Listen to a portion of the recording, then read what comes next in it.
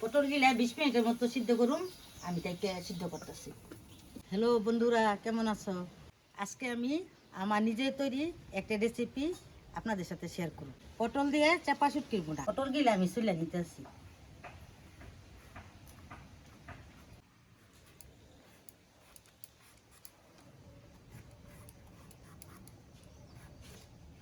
পটল গিলা চুলে নিছি, এখন ধুইয়া সিদ্ধ করব।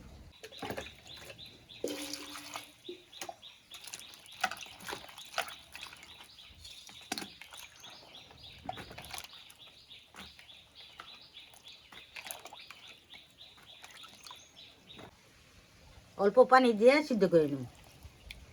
পটল গিলা 20 মিনিটের মতো সিদ্ধ করুন। আমি তাইকে সিদ্ধ করতেছি। পটলের চাপা শুটকি বানালে গিয়ে রসুন, শুকনা মরিচ, চাপা শুটকি আমি বেজে নেব পাটায়।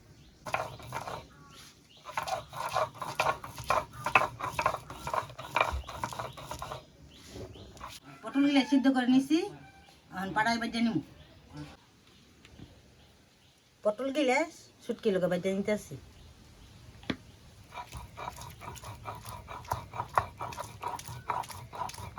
সবকিছু বাড়া হয়েছে, আমি পাড়াতে উড়াই নিতেছি।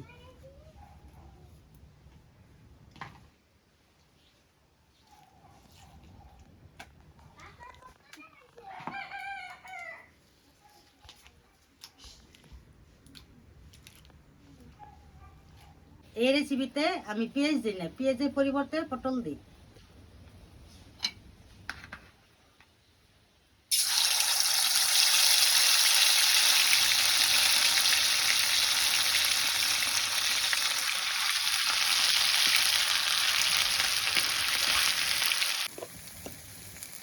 পরিমাণ মতো লবণ দিয়ে দিতেছি।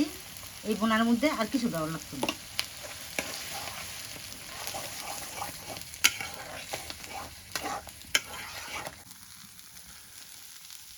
শুটকির বোনা হয়ে গেছে, আমি চুলাতে নামাই লাইতেছি। বন্ধুরা, এই যে আমার ঠাকুর রেসিপিটা কেমন হয়েছে কমেন্টে জানাবেন। আমাদের পেজটি ফলো করে দিবেন আর লাইক শেয়ার করে দেবেন। ধন্যবাদ, আমাদের পাশে থাকবেন।